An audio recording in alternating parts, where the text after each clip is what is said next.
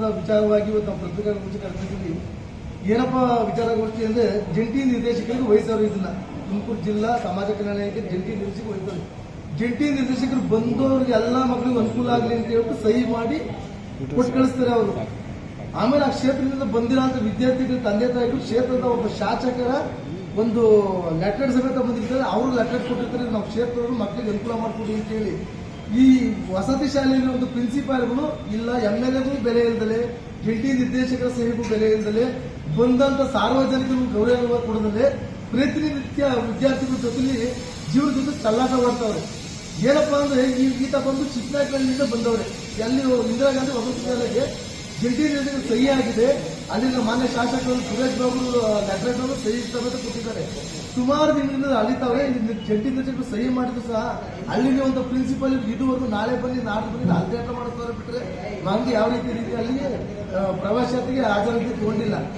ಅದೇ ರೀತಿ ಇವತ್ತು ನಮ್ಮ ರಾಜ್ಯ ಸರ್ಕಾರ ಏನ್ ಹೇಳ್ತಿದ್ಯಪ್ಪ ಅಂದ್ರೆ ಯಾವುದೇ ಜಾತಿ ಜನಾಂಗದ ಮಕ್ಕಳು ಶಿಕ್ಷಣದಿಂದ ವಂಚಿತರಾಗಬಾರದು, ಪ್ರತಿಯೊಬ್ಬ ಜಾತಿ ಜನಾಂಗದ ಮಕ್ಕಳು ಶಿಕ್ಷಣ ಸಿಗಬೇಕು, ಆಚರಣೆ ವ್ಯವಸ್ಥೆ ಸಿಗಬೇಕು ಅಂತ ಮಾನ್ಯ ಮುಖ್ಯಮಂತ್ರಿ ಸಿದ್ದರಾಮಯ್ಯನವರೇ ಇದನ್ನ ಘಂಟಾಘೋಷವಾಗಿ ಹೇಳಿದ್ದಾರೆ.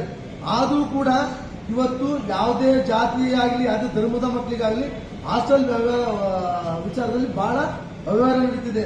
ಕಾರಣ ಏನಪ್ಪಾ ಅಂದ್ರೆ ಜಂಟಿ ನಿರ್ದೇಶಕರ ಸಹಿಗೆ ಒಬ್ಬ ಪ್ರಿನ್ಸಿಪಲ್ ಗೌರವ ಕೊಡಲಿಲ್ಲ ಅಂದ್ರೆ ಇನ್ನೊಂದ ಒಬ್ಬ ಶಾಲಾ ವಿದ್ಯಾರ್ಥಿ ದಾಖಲು ಮಾಡಿಸಿಕೊಳ್ಳುವ ತಂದೆ ತಾಯಿ ಯಾವ ಮಠದಲ್ಲಿ ಅಲ್ದಾಡಬೇಕು ಅನ್ನೋದು ನನ್ನ ಕೊನೆ ಪ್ರಶ್ನೆ. ಈ ಮಾಧ್ಯಮದ ಮೂಲಕ ನಾನು ಹೇಳೋದು ಏನಪ್ಪಾ ಅಂದ್ರೆ ಇದು ಹಾಸ್ಟೆಲ್ಗಳಿದ್ದಾವೆ, ಇಲ್ಲಿ ಜಾಸ್ತಿ ದಾಖಲಾತಿ ಇದ್ರು 25 ಹಾಸ್ಟೆಲ್ಗಳಿದ್ದಾವೆ. ಕಾರಣ ಮಾನ್ಯ ಗೃಹ ಸಚಿವರಲ್ಲಿ ಒಂದು ಮನವಿ ಮಾಡ್ತೀನಿ, ನೀವು ಇವತ್ತೇನೆ ಈ ತುಮಕೂರು ಜಿಲ್ಲೆಯ ಒಂದು ಹಾಸ್ಟೆಲ್ ಕತೆ ಕೇಳಿ ಮಾನ್ಯ ಮುಖ್ಯಮಂತ್ರಿಗೆ ನೀವು ಪತ್ರದ ಮುಖೇನ ನಮ್ಗಿನ್ನ ಅತಿ ಹೆಚ್ಚು ಹಾಸ್ಟೆಲ್ ಕೊಡಬೇಕು, ಇಲ್ಲಿ ತುಮಕೂರು ಜಿಲ್ಲೆ ಮಕ್ಕಳನ್ನ ಓದಕ್ಕೆ ಅನುಕೂಲ ಮಾಡಬೇಕು ಅಂತ ಈ ಮೂಲಕ ಕೇಳ್ಕೊಳ್ಳಿ ಅಂತ ಹೇಳ್ಬಿಟ್ಟು ನಾನು ಈ ಪತ್ರಿಕಾ ಪ್ರಕಟಣೆ ಮೂಲಕ ನಿಮ್ಮನ್ನು ಮನವಿ ಮಾಡ್ತೀನಿ.